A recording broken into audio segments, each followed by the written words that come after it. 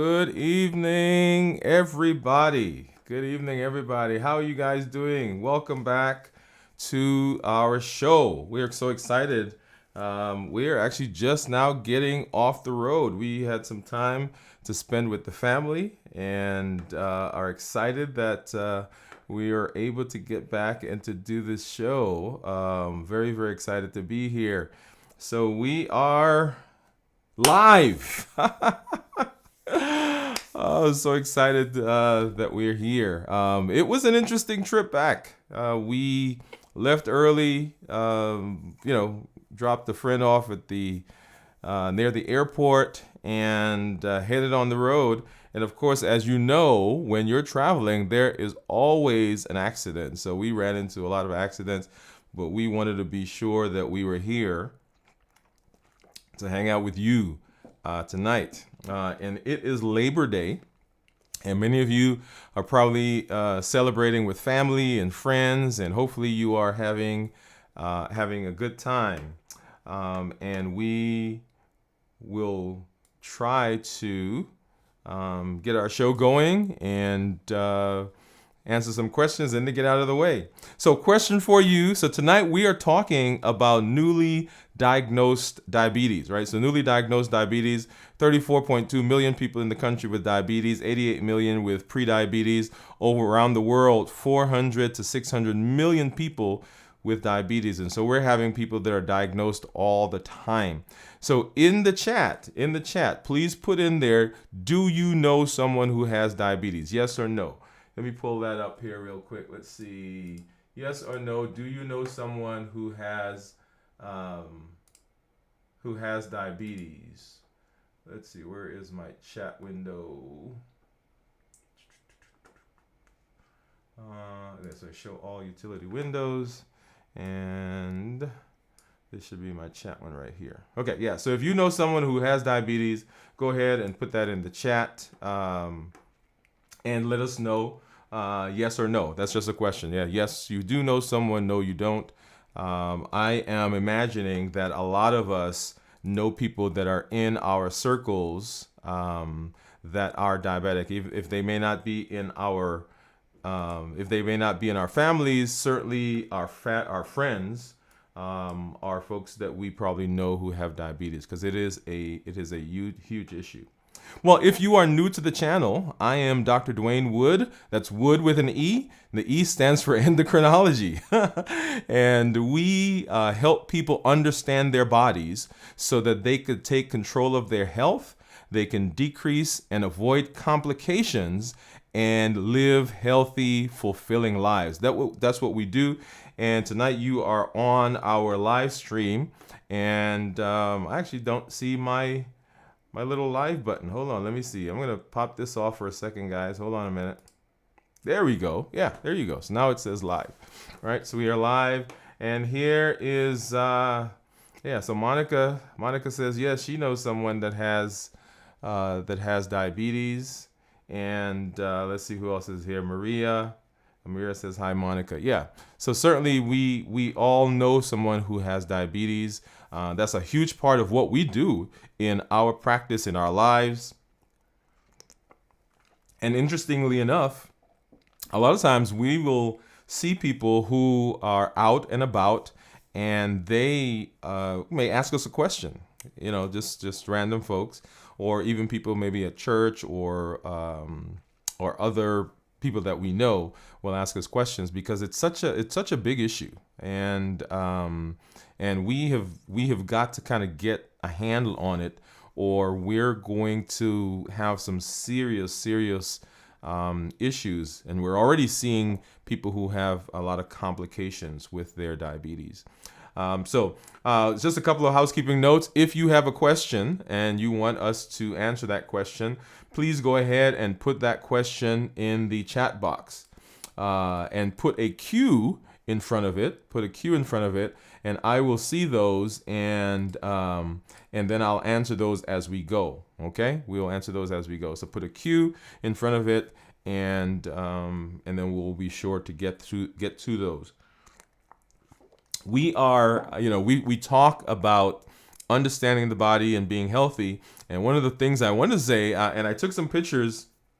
Maybe I'll hook my phone here up later and let you guys see some pictures. But it was amazing. We went down to the beach, some family, my family, and usually Labor Day is our family trip, right? Our beach trip that we do.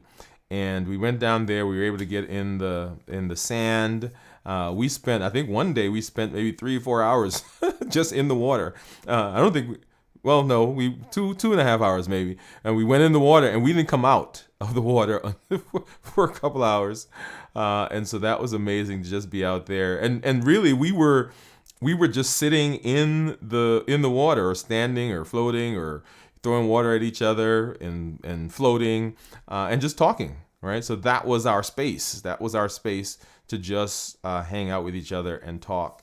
And then Saturday night, it was a wish list. Everybody got what they, one thing that they wanted. And so we spent the evening kind of rushing around to different places, getting that together. And then we came home and we sat down and talked and ate. All right. Yeah, we eat. So everything surrounds food. Yeah, that's a huge issue, but that's okay.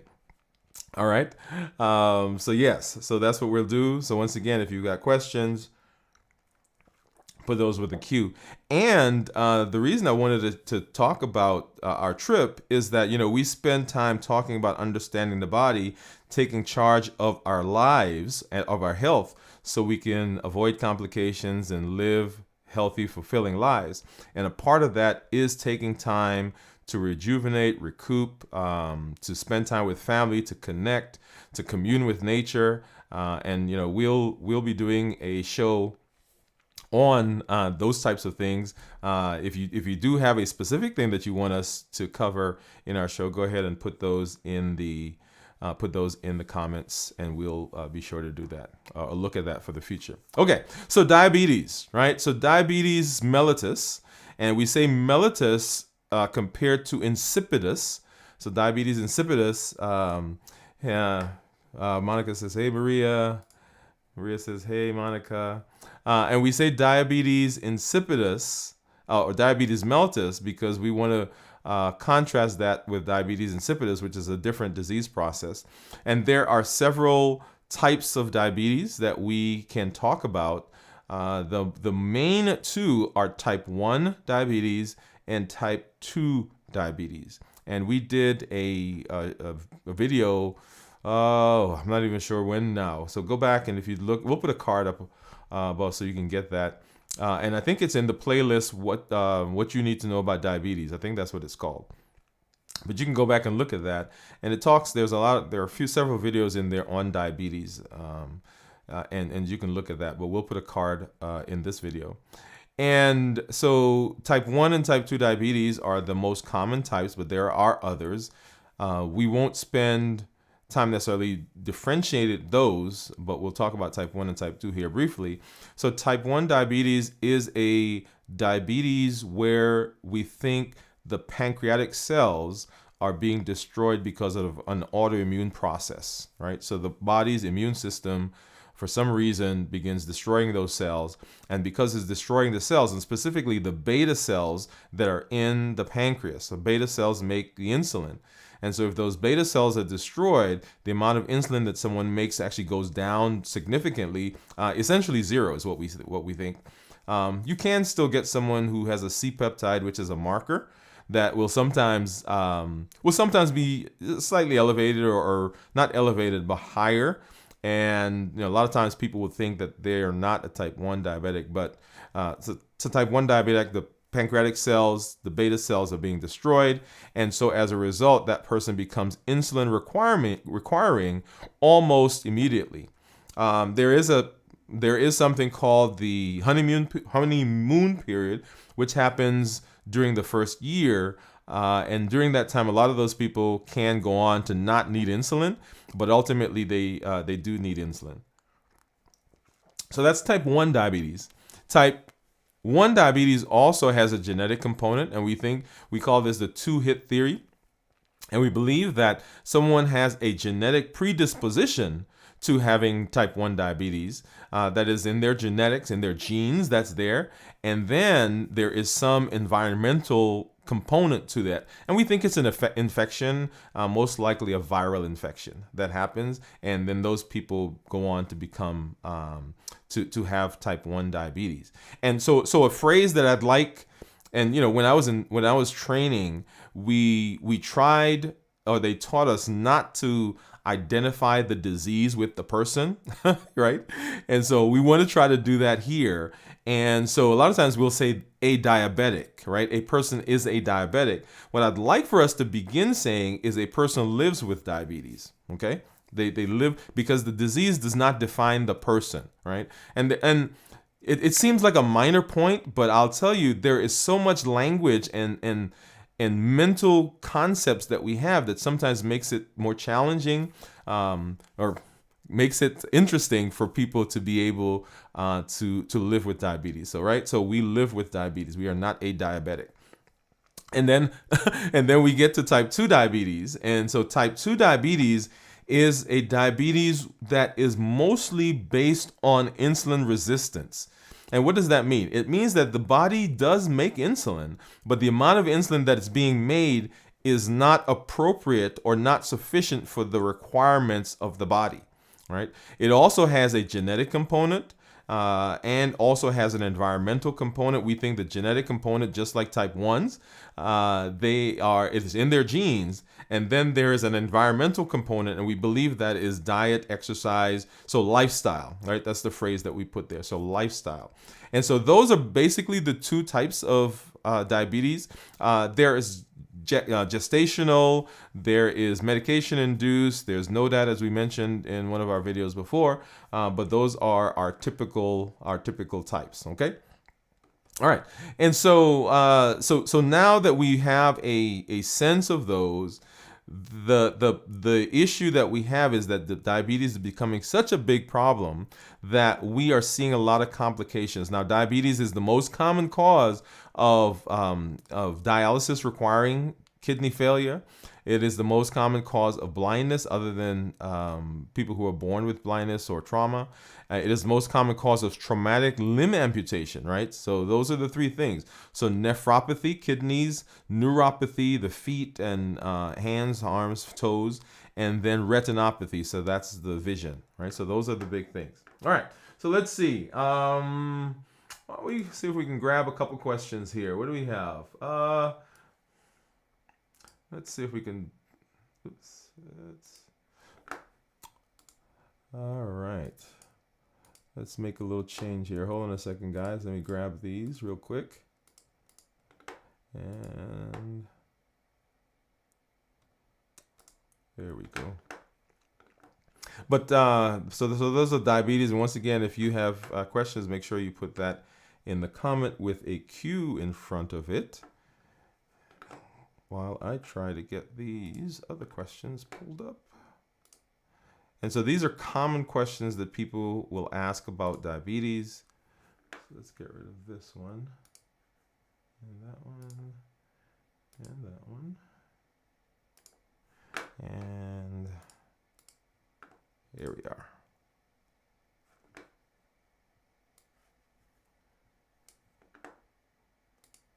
All right, let's see. What does this one say?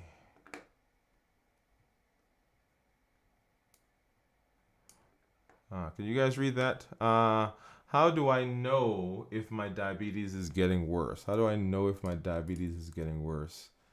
For some reason that is blurry, guys. So let's try it one more time.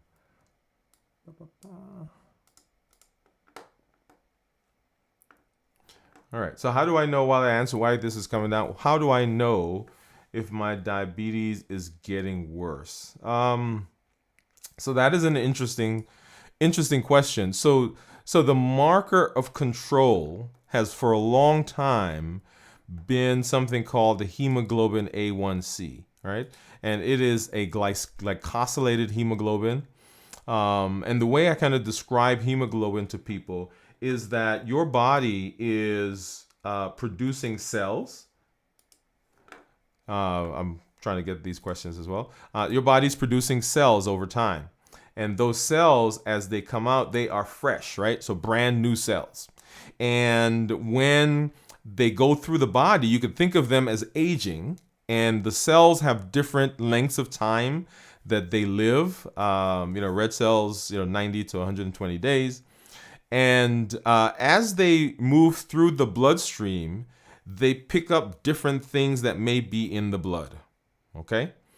And this is a simplified version of this, okay? So when you go into the books and you try to read it, it's not going to say these exact words, but this is the main idea. So the cells are picking up substances that are in the body they're becoming glycosylated, right? The hemoglobin is becoming glycosylated. But if you think of a cell kind of going through the blood, and as it goes through the blood, it runs into a sugar molecule. Let me see. So here I'll use my cup, right? So my fist is a cell, and it's going through the blood, and it runs into a sugar molecule. And because it runs into that sugar molecule, glucose, that sugar molecule gets stuck on the cell, right? Now you can imagine as that cell is moving through the body, the higher the number of sugar molecules that are in the blood, right, the more that gets stuck onto the cell, right? And so it becomes almost like a porcupine, right? So it has all these little things on it. And what we do is we take the blood and we essentially put the blood under the microscope or in the machine, the A1C machine, and it's counting the number of sugar molecules, okay? So once again, for those of you got my colleagues who are out there who say, well, no, that's not how it works. This is just a simplified version, right? Simplified version of that so that people can get an understanding. I know that's not the exact thing that's going on. But it's picking up those sugar molecules, and we measure the amount of sugar molecules that are on it, and then we can extrapolate that to an hemoglobin A1C. So once again, the higher the more sugar we have in the blood, the more sugar gets onto the cell. Okay, and then we can take that cell and we can measure it. So that's a hemoglobin A1C. And so what we want to do is we want to give a marker, right? It's kind of like everything that we do. If you're taking an exam, you want to know, well, what is passing? If you are taking a class, what is passing? If you're playing football, right? If you're playing basketball, when you're playing football, how do we know when we scored, right? How do we know if we got the point, right? You get across the goal line. How do you know if you get a point in basketball, right? You get the ball into the basket and you get score. So the hemoglobin A1C is the marker of how the diabetes is doing. And so the average hemoglobin A1C for someone who is non-diabetic is less than 6.5, right? There's a range for pre-diabetes and then a normal range. But for the sake of this question, so pre-diabetes is less than 6.5. So 6.4 or lower, basically, okay? And so when we talk about diabetics, we tell them that we want the A1C to be less than 7, all right, or less than 6.5. It depends on which organization, but basically less than 7. We tell our patients in the office that they should shoot for 6.5, right? So 6.5.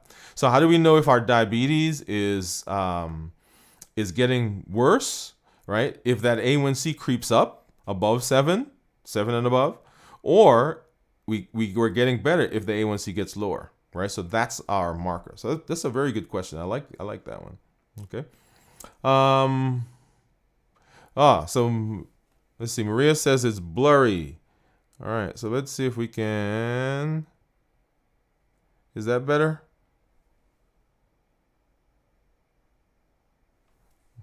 Okay. Let's see. Maybe that's. Was it me blurry or the question blurry? Of course, now I'll probably make myself blurry. Okay. All right. So yeah, you guys are out there. So let me know. Let me know if I'm fuzzy. All right, and we can correct that. All right. Here we go. All right. So here's a question from Monica. So let's see. She says, "How does sickle cell anemia affect A1C?" Actually, Monica, I'm gonna edit this here for just a minute, and I'm going to margins. Correct the radius. Yeah, so how does sickle cell anemia affect hemoglobin A1C? And I'm trying to do something here real quick let's see if it'll allow me to do it.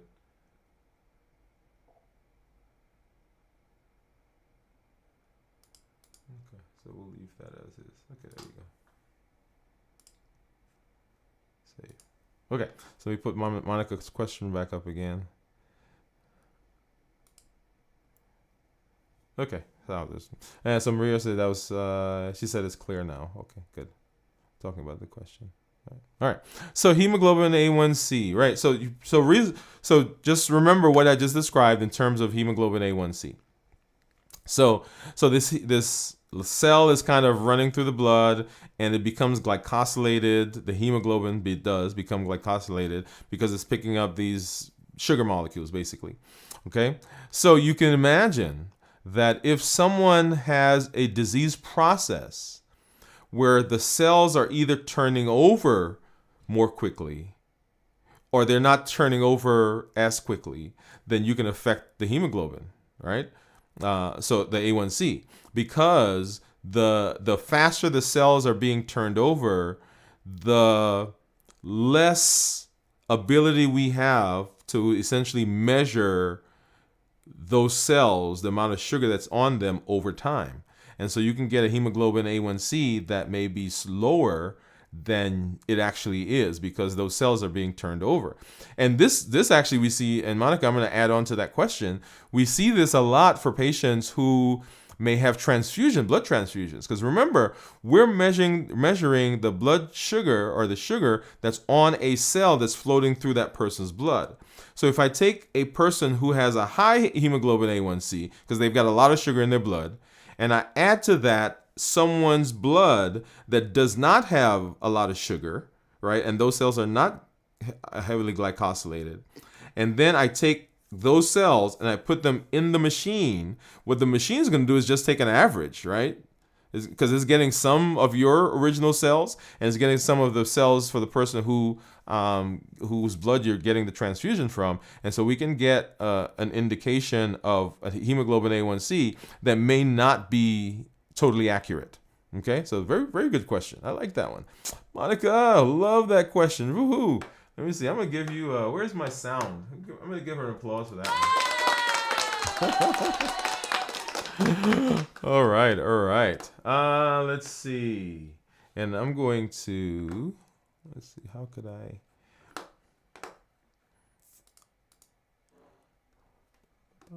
How can I'm going to take that one off. And Natalie, I see your question. I'm going to hold on to it here for a minute, and I'm going to answer that. I was trying to, there you add to, I was trying to add it to my favorites. But that's okay. Let's grab another one of these, and let's see, what does this one say?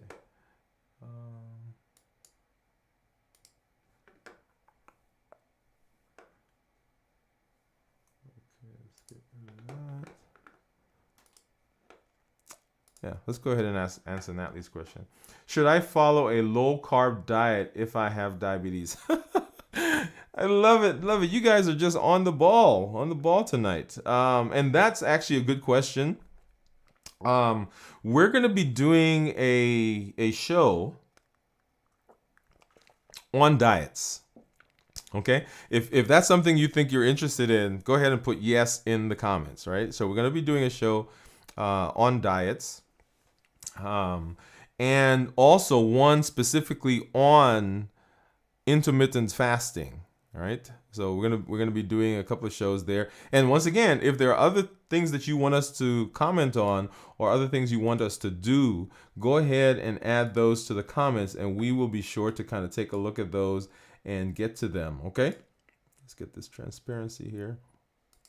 So to the question, and I'm not gonna expand it because I'm hoping somebody asks this question a little later, but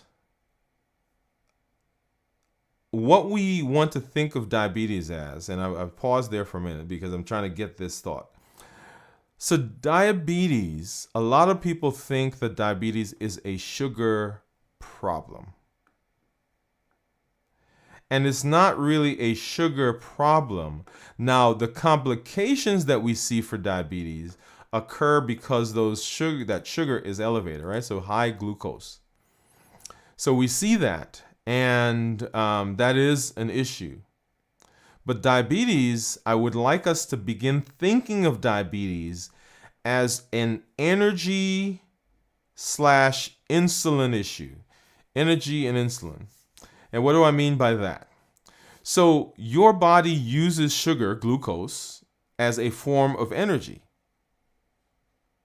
And insulin is the thing that allows the body to use the energy, right? It's kind of like in your car, right? Gas is in the tank, but you can't run that car unless you turn the key, right?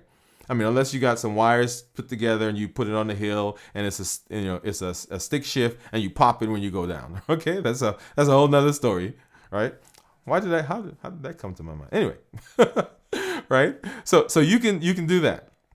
So, but insulin is the thing that turns in the cell, in the body, allows the energy, the sugar, to go into the cell and let the body run. Okay? So that's what I want you to begin thinking of it as. So when we're putting sugar, glucose, carbs, for that matter, protein, anything in the body, what the body's doing is it's taking that and it's converting it into energy. In a lot of cases, the body will take that energy that it converts and it will store it, right? Because it says, I don't need it right now. And when we need it, the body gives it back to us. So it's a very, very, I love the way the body works, right? It is so smart, much smarter than we are, right? And if we understand the body, that's why we say we want you to understand the body to avoid complications, take charge of your life, and live healthy, fulfilling lives. Okay, anyway. Right? So that's what we do. That's what we want to do.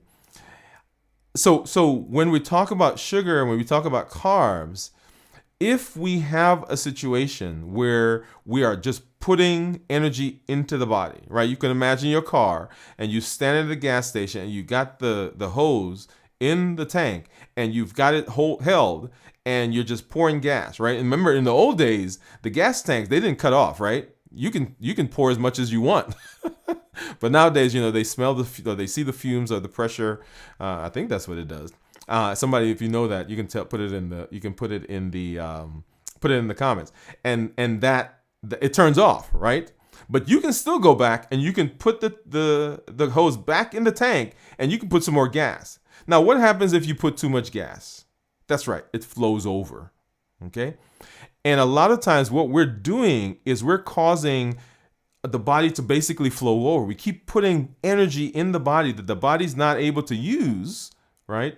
And so it flows over and it causes all these complications. That's really what diabetes is the complication that's coming from too much of this energy, this carbs that we're putting in.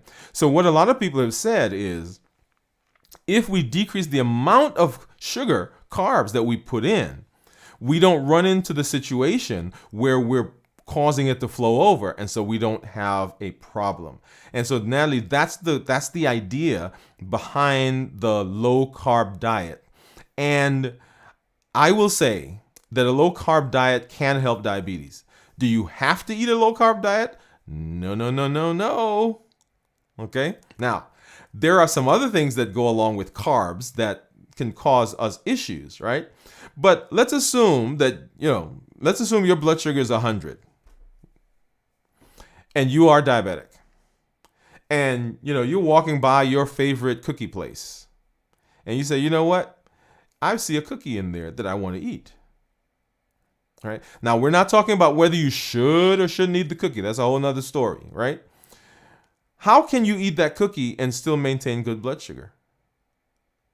What do you think? You guys put that in the comments. What do you think? I'm gonna leave that out there. Right? I'm not gonna answer that question quite yet. Okay. How do you give me some suggestions? What do you think you can do to eat that cookie and still maintain a good blood sugar? Right? There are 4 things that you can do. 4 things you can do. And maybe you think of some others, but just go ahead and drop that in the comments. Right? Let's see. So Stacy says yes. And I'm assuming Stacy, you're talking about, do you know someone who has diabetes? Yeah. And he says, can you explain? Okay, we'll come back to that one there in a minute, Stacy. Thank you for joining us. Let's see, what else do we have?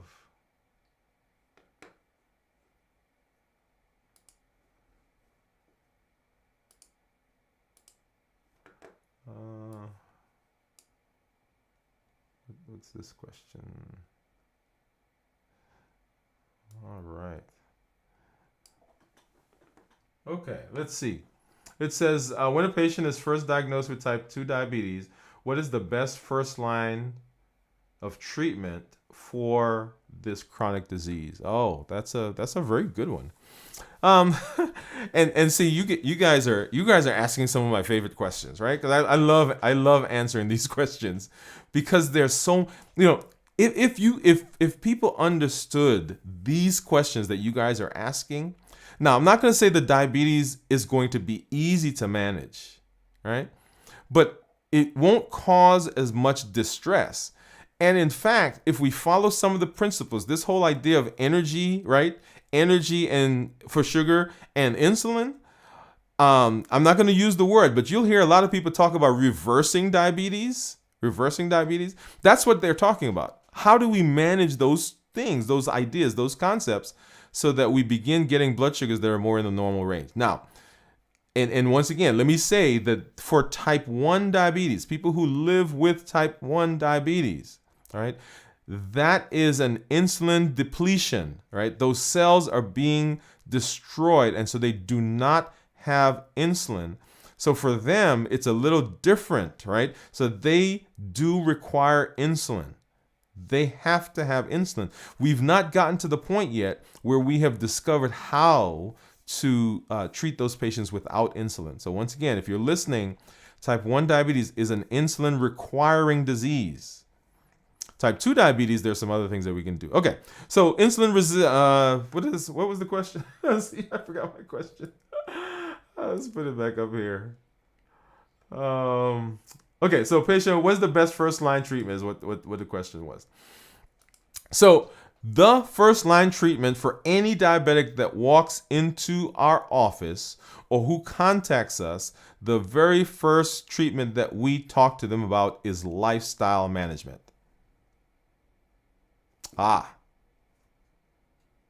Lifestyle management. Now, before that, right? So that's the first line treatment for the diabetes. Before that, there are some things that we've got to do though, right? We've got to talk to every person that we see about their motivation for controlling the disease. Why are they doing what they're doing, right? Because that's going to dictate how successful they're going to be. Now, think about it. All in your life, right? The things that you wanted to do, the things that you were gung-ho about doing, guess what? That's the stuff you did, right? The other stuff you procrastinated about, you say, oh, I'll do that next week. You found some reason for not doing it. So when we see someone who's newly diagnosed, the very first thing that we've got to do is we've got to get that mindset changed. We've got to get them to couch their diabetes in a space that's going to allow them to be successful. That's why we say to live a healthy and fulfilling life, right? Because if not, then it's always this chasing, trying to, I was listening to a show today on the way up on our drive, and I heard one of the guys on the show tell the patient that diabetes, I think the word he used is horrendous. Right? Now, let me ask you a question. If I presented anything to you that way, right? What would you say? What would you think? It's like, oh my God, I mean, this is gonna be terrible. My life is over, right? So there are all these things that come, and so it all depends on how we couch things, right? So first of all, lifestyle management. But before that, we've got to get them a framework with which to manage this diabetes. And right, we've got to hold out for them the potential or the possibility that we don't stay here. Oh yeah, that's a good one, right? We don't stay here. You've just been diagnosed. If you're if you live with type 2 diabetes, if you've just been diagnosed, the ability, the potential for you to live with blood sugars that are in the normal range is huge. It's high. Okay, so if we can catch it early, do those lifestyle modifications, then we can do this. All right. So let's see. So let's okay. So here we go. Drink lots of water. So you guys are coming back to the other question, right? Drink lots of water and exercise. Natalie said, okay. Natalie says a cookie every 2 days, right? So if you want to eat a cookie every 2 days. Maria says drink lots of water and exercise. Let's see. Any other questions? Any answers? Right. So that is the answer, guys. Right. So I said there are 4 ways. So let me go through those, and then I'll come back to these 2. 1, Natalie is on the right train of thought. If you want to eat the cookie, eat less of the cookie. What? Whoa, wait a minute. What do you mean? Well, maybe eat half a cookie today. All right. If you normally ate 5 cookies, cut it back to 5. Cut it back to 2.5. Cut it back to 1. Right. So eat less of whatever the thing is. Right. So if you want the cookie, maybe eat half a cookie. That's one thing. Number 2, you can always treat it with whatever medication you have. Okay. In consultation with your doctor. Now, notice I'm not talking about whether you should eat the cookie or not, right? So for those of you who are out there, don't jump on me for that. I'm not talking about whether they should eat the cookie, but if they're going to eat the cookie, what can we do, right? Number 1, eat less of the cookie. Number 2, you can medicate it, right? So take medication. And so people will balk at this one because they say, wait a minute, I don't want to take so much medication. Well, guess what? If you don't want to take so much medication, don't eat so much, right? Yeah, right. So those 2 things go together, right? The medication goes together with the food that we're eating, right? So if we're going to up one, right, we can't decide that we're not going to up the other because we just don't want to, right? That's where we run into the problem. They have to match each other. The other thing, drink water. Do you know when someone shows up in the emergency room with really, really, really high blood sugars, right? Either they have DKA or hyperosmolar state, which is another type of diabetes emergency. One is indicating a type 1 person who lives with type 1 diabetes. The other indicates someone who lives with type 2 diabetes, right? But really high blood sugars. Do you know the first thing that we do? Right now, everybody's going to say, give them some insulin, right? Right. Now, the insulin is coming, but the very first thing that we do is we give them fluids.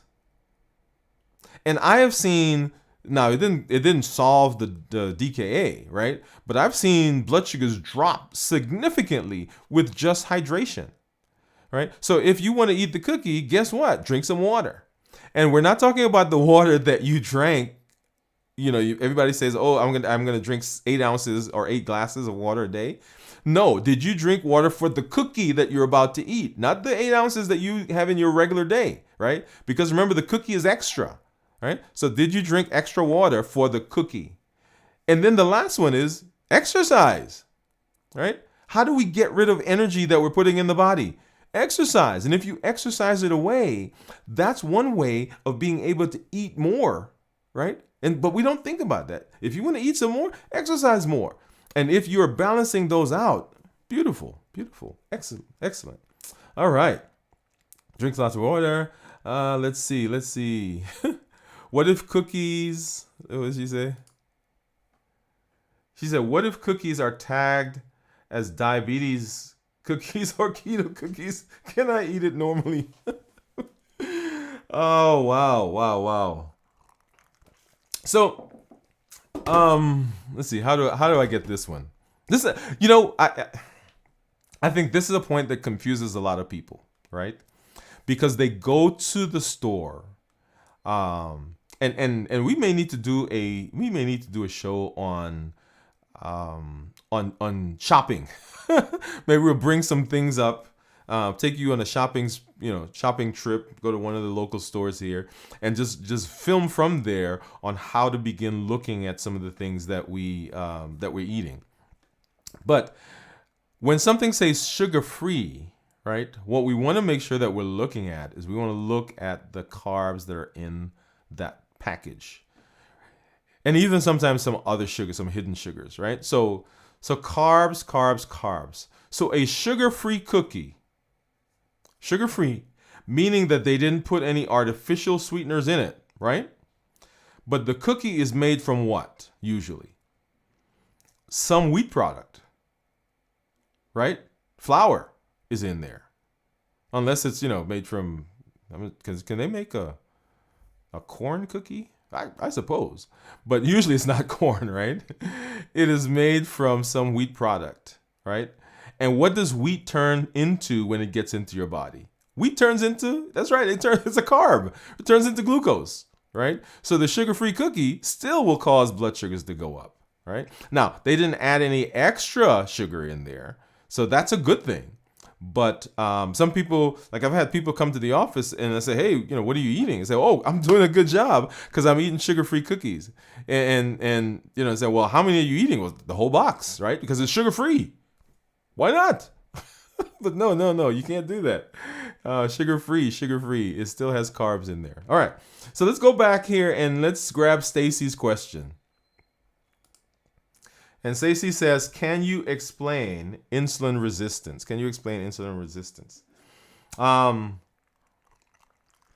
Once again, Stacy, this is one of those questions. I can talk about insulin resistance forever, I think. So insulin resistance is this concept that we throw around. And sometimes there's a misunderstanding. So let's kind of walk through it carefully. So our bodies need insulin in order to be able to use glucose. And we said that already. That's our energy, right? So the insulin turns on the system. So it goes into your body and it opens the cell, and the sugar, the glucose that's out in your blood gets into the cell, and then the cell is able to do what it needs to do, right? So the heart beats, the nerves help you move, muscles gives you strength, brain thinks, and all of those types of things. So if we don't have the sugar, if we don't have the glucose, and guys, when I say sugar, I'm talking glucose, right? So sugar, glucose. So we don't have that. We don't have access to that. Even though if you go into the bloodstream and you take a sample, there's a lot of sugar out there, but guess what? It's not in the cell, okay? So the insulin opens up the cell, and then the sugar gets in and the body uses it, okay? And usually the body's pretty good about regulating your sugar. As a matter of fact, if your blood sugar begins dropping for whatever reason, right? Let's assume that you are not living with diabetes, right? So you don't have any of those types of things. You don't have high BMI, you just regular, right? So your body has the ability to decrease the amount of insulin it makes when the blood sugar starts going down, right?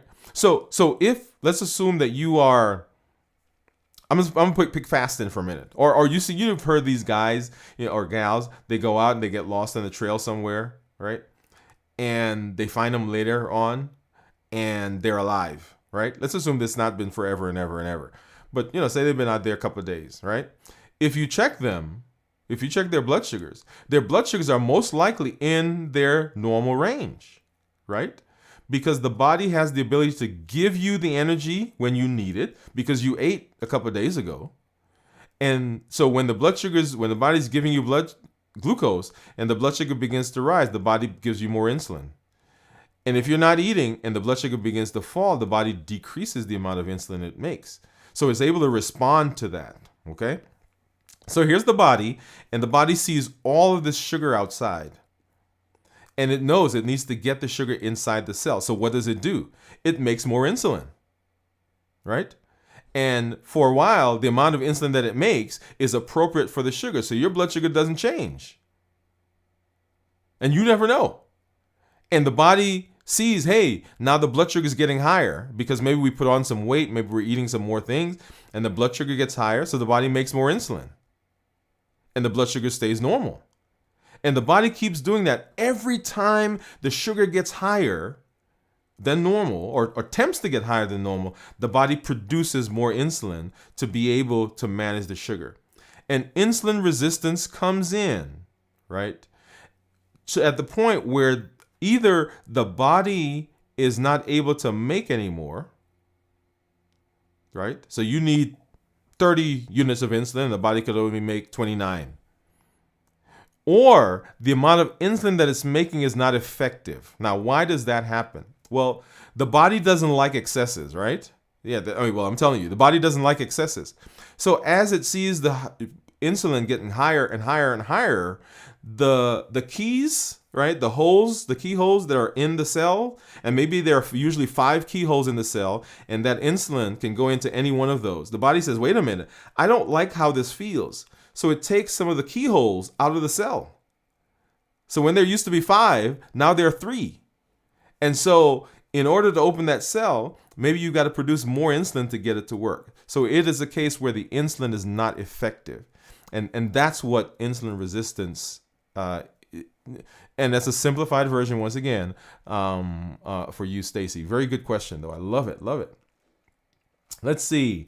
What if cookies? Hey, Jeanette. Welcome, welcome. Natalie said, she said, more cookies for me. I like it. Oh, Maria's laughing at that. Ha ha ha ha. Love it. Okay. Hey Yvonne, how are you? Let's see. Oh, very good question. I like this. Yeah. Yvonne says, when would I know that my sugar is in the normal range, right? And I'm assuming, Yvonne, that we're talking about someone who is living with diabetes, right? And the person usually knows if their blood sugar is in the normal range. One, because they're checking, right, blood sugars. And I was going to add another thing there, but really that's the only way to know that your sugar is in normal range, right? Like you can't tell. Like most of you, you're at your house right now or wherever you are. If there's nothing on the wall, don't cheat, right? Tell me, what do you think the temperature is in the room or the space where you are? Don't look at your phones, right? Just type it in the chat. Tell me what the temperature is where you are, right?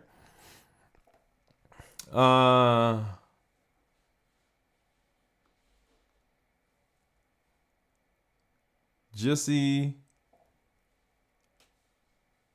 Oh, Yvonne said she suffered a stroke.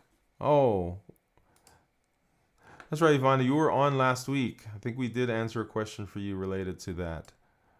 Thanks for coming back. So in the chat, right? So what do you think? What do you think the temperature in your room is, or wherever you are?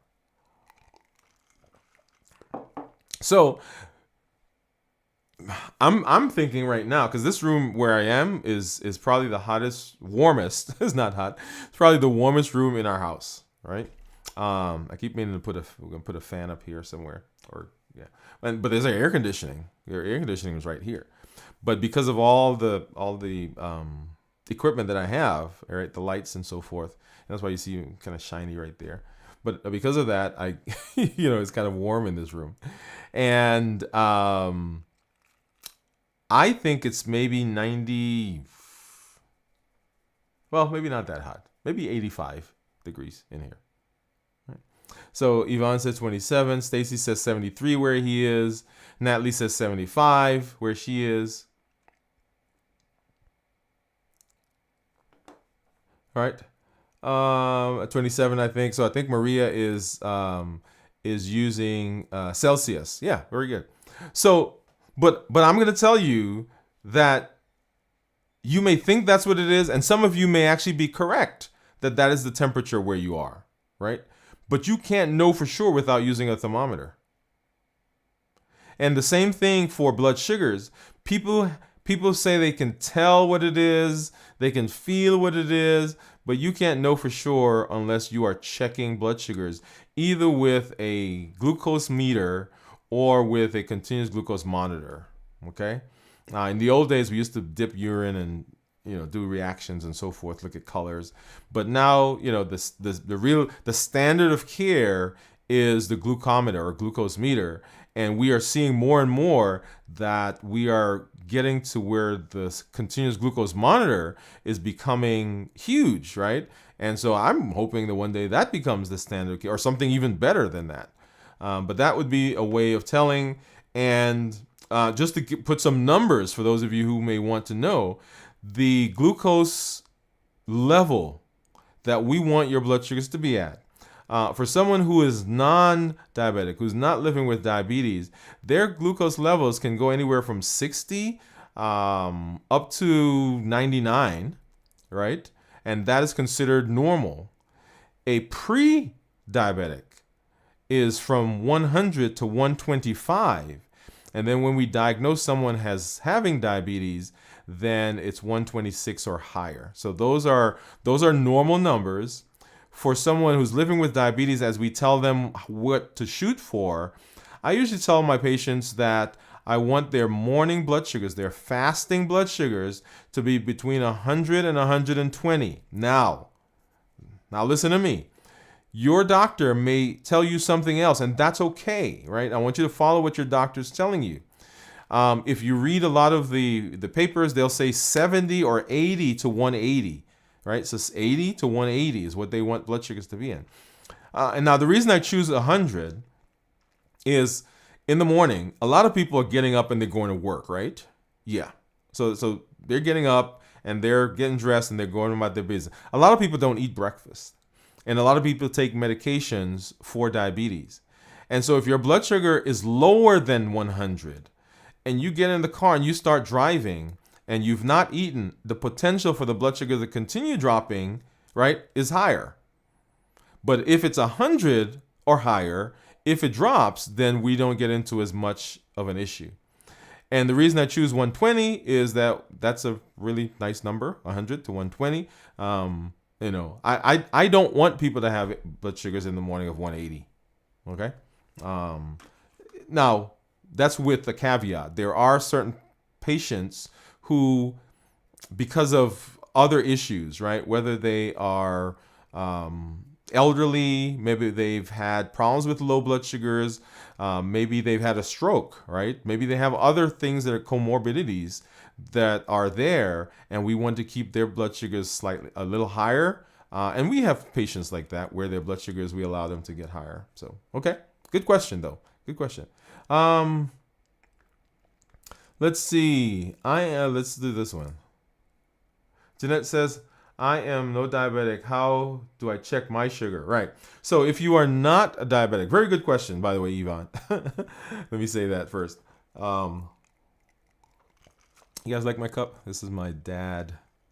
Can you guys see that? Yeah. Congratulations, Dad. Right? I turned out awesome. That's from Blake. All right. So I am not a diabetic. How do I check my blood sugars? Good question. There is not a way at home to check blood sugars without having a meter. All right. So you've got to have a meter. And those are becoming less and less expensive. So, and I'm not, this is not a plug for this brand or this store, but probably the least expensive on the market is the Relion by Walmart. And you can go pick that up. You don't need a prescription. You can, and you can buy the strips there. They got the Lancets. But if you go to your local pharmacy or local store, you can ask them, say, hey, which one of these can I buy? Which is least expensive that I don't need a prescription for? And then you can check your blood sugars at home. Okay? All right. Very good. Yes, so glucometer. So glucometer. Gluco, like glucose, and meter. So just put those two words together, glucometer. And that's what you want to get from. So you'll need a glucometer, you'll need Lancets, and you'll need a test strips. Okay? And we will, I was going to put a link down below, but I don't want to, we're not promoting any particular one. So just talk to your pharmacy or even talk to your physician, right? Physician in your primary care, your provider. They may have some things that they use that they may be able to direct you to. Okay? Very good. Very good. Let's see. Let's grab. Okay. So let me do something here real quick. All right. So if you have not, guys, if you guys have not done so already, please check us out on our social media. We've got LinkedIn. We've got TikTok. Last week I showed you me doing a couple moves. I know. I'm working on it, but nobody put anything in the comments, right? So that challenge is over, right? So I said if you put something in the comments that you wanted me to do on TikTok, we would do it, but nobody did that. So maybe that'll come back again, but we won't do that. And then of course our YouTube channel, we've got videos, we've got some pre-recorded things that we've done. And remember, our goal is to help you understand the body so that you can take charge of your health, so that you can avoid complications and live healthy and fulfilling lives, right? That's why we do what we do. And then Twitter. On Twitter, if you go there, there are daily posts that we put out that are inspirational. They have some recipes. They may have some exercises. They talk about different things that can affect blood sugars and affect your life. Please go there and look at us. And then buy me a coffee. If you like what we're doing, you want to support this channel, buy me a coffee. That website, buymeacoffee.com/Dr. Dwain Woode is where you would go there to lend us your support. And then if you have something specific that you want to talk to us about, you don't want to put it in the chat, there's our email, drdwainwood@gmail.com. We would love to talk with you and connect with you. Okay. So let's go back. Let's go back here. So I was playing that other thing. All right, and let's do this one. Let's see this is an excellent one.